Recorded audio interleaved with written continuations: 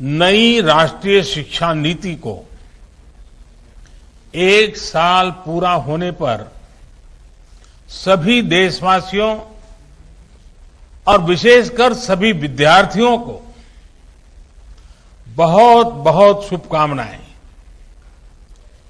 बीते 1 वर्ष में देश के आप सभी महानुभावों, शिक्षकों, प्रधानाचार्यों, नीतिकारों ने राष्ट्रीय शिक्षा नीति को धरातल पर उतारने में बहुत मेहनत की है। कोरोना के इस काल में भी लाखों नागरिकों से, शिक्षकों, राज्यों, ऑटोनॉमस बॉडीज से सुझाव लेकर टास्क फोर्स बनाकर नई शिक्षा नीति का चरणबद्ध तरीके से लागू किया जा रहा है। बीते 1 वर्ष में राष्ट्रीय शिक्षा नीति को आधार बनाकर अनेक बड़े फैसले लिए गए हैं। आज इसी कड़ी में मुझे बहुत सारी नई योजनाएं, नए इनिशिएटिव्स, इसकी शुरुआत करने का सौभाग्य मिला है। साथियों, ये महत्वपूर्ण अवसर ऐसे समय में आया है जब देश आजादी के 75 साल का अमृत महोत्सव मना रहा है। आज से कुछ ही दिन बाद 15 अगस्त को हम आजादी के 75वें साल में प्रवेश भी करने जा रहे हैं। एक तरह से नई राष्ट्रीय शिक्षा नीति का इम्प्लीमेंटेशन आजादी के अमृत महोत्सव का प्रमुख हिस्सा बन गया है। इतने बड़े महापर्व के बीच राष्ट्रीय शिक्षा नीति के तहत आज शुरू हुई योजनाएं नए भारत के निर्माण में बहुत बड़ी भूमिका निभाएगी। भारत के जिस सुनहरे भविष्य के संकल्प के साथ आज हम आजादी का अमृत महोत्सव मना रहे हैं, उस भविष्य की ओर हमें आज की नई पीढ़ी ही ले जाएगी। भविष्य हम कितना आगे जाएंगे, कितनी ऊंचाई प्राप्त करेंगे, ये इस बात पर निर्भर करेगा कि हम अपने युवाओं को वर्तमान में यानी आज कैसी शिक्षा दे रहे हैं, कैसी दिशा दे रहे हैं। इसलिए मैं मानता हूं भारत की नई राष्ट्रीय शिक्षा नीति राष्ट्र निर्माण के महायज्ञ में बड़े फैक्टर में से एक है और इसलिए देश ने इस शिक्षा नीति को इतना आधुनिक बनाया है, इतना फ्यूचर रेडी रखा है। आज इस कार्यक्रम में जुड़े अधिकांश महानुभाव नई राष्ट्रीय शिक्षा नीति की बारीकियों से परिचित हैं, लेकिन ये कितना बड़ा मिशन है, इस एहसास को हमें बार बार याद करना ही है। साथियों, देश भर से हमारे कई युवा स्टूडेंट्स भी इस कार्यक्रम में हमारे साथ हैं। अगर इन साथियों से हम उनकी आकांक्षाओं के बारे में, सपनों के बारे में पूछें तो आप देखेंगे कि हर एक युवा के मन में एक नयापन है, एक नई ऊर्जा है। हमारा युवा बदलाव के लिए पूरी तरह से तैयार है। वो इंतजार नहीं करना चाहता। हम सब ने देखा है कोरोना काल में कैसे हमारी शिक्षा व्यवस्था के सामने इतनी बड़ी चुनौती आई। स्टूडेंट्स की पढ़ाई का जीवन का ढंग बदल गया, लेकिन देश के विद्यार्थियों ने तेजी से इस बदलाव को एडॉप्ट किया। ऑनलाइन एजुकेशन अब एक सहज चलन बनती जा रही है। शिक्षा मंत्रालय ने भी इसके लिए अनेक प्रयास किए हैं। मंत्रालय ने दीक्षा प्लेटफॉर्म शुरू किया, स्वयं पोर्टल पर पाठ्यक्रम शुरू किए और हमारे स्टूडेंट्स पूरे जोश से इनका हिस्सा बन गए। दीक्षा पोर्टल पर मुझे बताया गया कि पिछले एक साल में 2300 करोड़ से ज्यादा हिट होना ये बताता है कि ये कितना उपयोगी प्रयास रहा है। आज भी इसमें हर दिन करीब 5 करोड़ हिट हो रहे हैं। साथियों, 21वीं सदी का आज का युवा अपनी व्यवस्थाएं, अपनी दुनिया खुद अपने हिसाब से बनाना चाहता है। इसलिए उसे एक्सपोजर चाहिए, उसे पुराने बंधनों, पिंजरों से मुक्ति चाहिए। आप देखिए, आज छोटे छोटे गांवों से, कस्बों से निकलने वाले युवा कैसे कैसे कमाल कर रहे हैं। इन्हीं दूर दराज इलाकों और सामान्य परिवारों से आने वाले युवा आज टोक्यो ओलंपिक्स में देश का झंडा बुलंद कर रहे हैं, भारत को नई पहचान दे रहे हैं। ऐसे ही करोड़ों युवा आज अलग अलग क्षेत्रों में असाधारण काम कर रहे हैं, असाधारण लक्ष्यों की नींव रख रहे हैं। कोई कला और संस्कृति के क्षेत्र में पुरातन और आधुनिक के फ्यूजन से नई विधाओं को जन्म दे रहा है। कोई रोबोटिक्स के क्षेत्र में कभी साईफाई मानी जाने वाली कल्पनाओं को हकीकत में बदल रहा है। कोई आर्टिफिशियल इंटेलिजेंस के क्षेत्र में मानवीय क्षमताओं को नई ऊंचाई दे रहा है, तो कोई मशीन लर्निंग में नए माइलस्टोन्स की तैयारी कर रहा है। यानी हर क्षेत्र में भारत के युवा अपना परचम लहराने के लिए आगे बढ़ रहे हैं। यही युवा भारत के स्टार्टअप इकोसिस्टम को रिवॉल्यूशनलाइज कर रहे हैं। इंडस्ट्री 4.0 में भारत के नेतृत्व को तैयार कर रहे हैं और डिजिटल इंडिया को नई गति दे रहे हैं।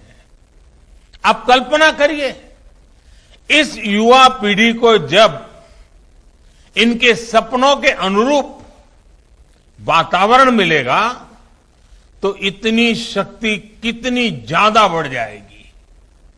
और इसलिए नई राष्ट्रीय शिक्षा नीति युवाओं को ये विश्वास दिलाती है कि देश अब पूरी तरह से उनके साथ है, उनके हौसलों के साथ है। जिस आर्टिफिशियल इंटेलिजेंस के प्रोग्राम को अभी लॉन्च किया गया है, वो भी हमारे युवाओं को फ्यूचर ओरिएंटेड बनाएगा, एआई ड्रिवन इकोनॉमी के रास्ते खोलेगा। शिक्षा में ये डिजिटल रिवॉल्यूशन पूरे देश में एक साथ आए, गांव शहर सब समान रूप से डिजिटल लर्निंग से जुड़े, इसका भी खास ख्याल रखा गया है। नेशनल डिजिटल एजुकेशन आर्किटेक्चर यानी एनडीआर और national education technology forum NETF इस दिशा में पूरे देश में डिजिटल और टेक्नोलॉजिकल फ्रेमवर्क उपलब्ध कराने में अहम भूमिका निभाएंगे। युवा मन जिस दिशा में भी सोचना चाहे, खुले आकाश में जैसे उड़ना चाहे, देश की नई शिक्षा व्यवस्था उसे वैसे ही अवसर उपलब्ध कराएगी। साथियों, बीते एक वर्ष में आपने भी ये महसूस किया होगा कि राष्ट्रीय शिक्षा नीति को किसी भी तरह के दबाव से मुक्त रखा गया है। जो ओपननेस पॉलिसी के लेवल पे है, वही ओपननेस स्टूडेंट्स को मिल रहे विकल्पों में भी है। अब स्टूडेंट्स कितना पढ़े, कितना समय तक पढ़े, ये सिर्फ बोर्ड्स और यूनिवर्सिटी नहीं तय करेगा। इस फैसले में स्टूडेंट्स की भी सहभागिता होगी।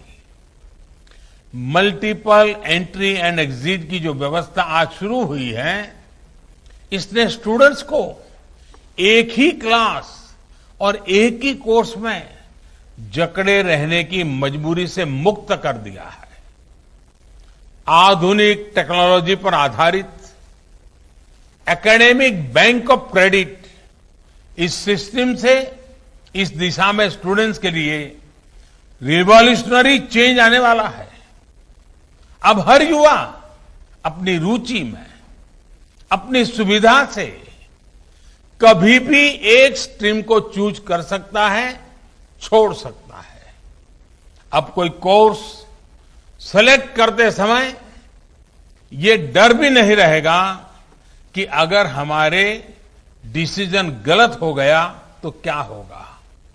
इसी तरह structured assessment for analysing learning levels, यानी सफल के जरिए स्टूडेंट्स के आकलन की भी वैज्ञानिक व्यवस्था शुरू हुई है। ये व्यवस्था आने वाले समय में स्टूडेंट्स को परीक्षा के डर से भी मुक्ति दिलाएगी। ये डर जब युवा मन से निकलेगा तो नए नए स्किल लेने का साहस और नए नए इनोवेशंस का नया दौर शुरू होगा। संभावनाएं असीम विस्तार होगी। इसलिए मैं फिर कहूंगा कि आज नई राष्ट्रीय शिक्षा नीति के तहत जो ये नए कार्यक्रम शुरू हैं, उनमें भारत का भाग्य बदलने का सामर्थ्य है। साथियों, हमने आपने दशकों से ये माहौल देखा है। जब समझा जाता था कि अच्छी पढ़ाई करने के लिए विदेश ही जाना होगा, लेकिन अच्छी पढ़ाई के लिए विदेशों से स्टूडेंट्स भारत आए, बेस्ट इंस्टीट्यूशंस भारत आए, ये अब हम देखने जा रहे हैं। ये जानकारी बहुत उत्साह बढ़ाने वाली है कि देश की 150 से ज्यादा यूनिवर्सिटीज में ऑफिस ऑफ इंटरनेशनल अफेयर्स स्थापित किए जा चुके हैं।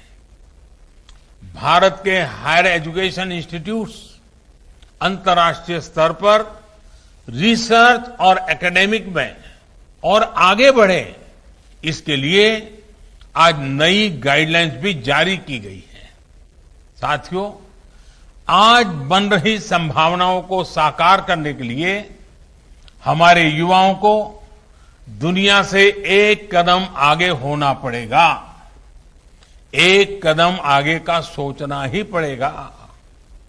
हेल्थ हो, डिफेंस हो, इंफ्रास्ट्रक्चर हो, टेक्नोलॉजी हो, देश को हर दिशा में समर्थ और आत्मनिर्भर होना होगा। आत्मनिर्भर भारत का यह रास्ता स्किल डेवलपमेंट और टेक्नोलॉजी से होकर जाता है, जिस पर एनईपी में विशेष ध्यान दिया गया है।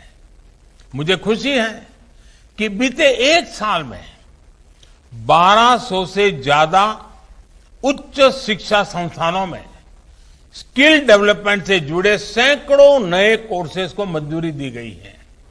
साथियों, शिक्षा के विषय में पूज्य बापू महात्मा गांधी कहा करते थे, राष्ट्रीय शिक्षा को सच्चे अर्थों में राष्ट्रीय होने के लिए राष्ट्रीय परिस्थितियों को रिफ्लेक्ट करना चाहिए। बापू के इसी दूरदर्शी विचार को पूरा करने के लिए स्थानीय भाषाओं में मदर लैंग्वेज में शिक्षा का विचार एनईपी में रखा गया है। अब हायर एजुकेशन में मीडियम ऑफ इंस्ट्रक्शन के इसके लिए स्थानीय भाषाओं में भी एक विकल्प होगी। मुझे खुशी है कि 8 राज्यों के 14 इंजीनियरिंग कॉलेज 5 भारतीय भाषाएं हिंदी, तमिल, तेलुगु, मराठी और बांग्ला में इंजीनियरिंग की पढ़ाई शुरू करने जा रहे हैं। इंजीनियरिंग के कोर्स का 11 भारतीय भाषाओं में ट्रांसलेशन के लिए एक टूल भी डेवलप किया जा चुका है। क्षेत्रीय भाषा में अपनी पढ़ाई शुरू करने जा रहे छात्र छात्राओं को मैं विशेष बधाई देना चाहता हूं। इसका सबसे बड़ा लाभ देश के गरीब वर्ग को, गांव कस्बों में रहने वाले मध्यम वर्ग के स्टूडेंट्स को, दलित, पिछड़े और आदिवासी भाई बहनों को होगा। इन्हीं परिवारों से आने वाले बच्चों को सबसे ज्यादा लैंग्वेज डिवाइड का सामना करना पड़ता था। सबसे ज्यादा नुकसान इन्हीं परिवार के होनहार बच्चों को उठाना पड़ता था। मातृभाषा में पढ़ाई से गरीब बच्चों का आत्मविश्वास बढ़ेगा, उनके सामर्थ्य और प्रतिभा के साथ न्याय होगा। साथियों, प्रारंभिक शिक्षा में भी मातृभाषा को प्रोत्साहित करने का काम शुरू हो चुका है। जो विद्या प्रवेश प्रोग्राम आज लॉन्च किया गया, उसकी भी इसमें बहुत बड़ी भूमिका है।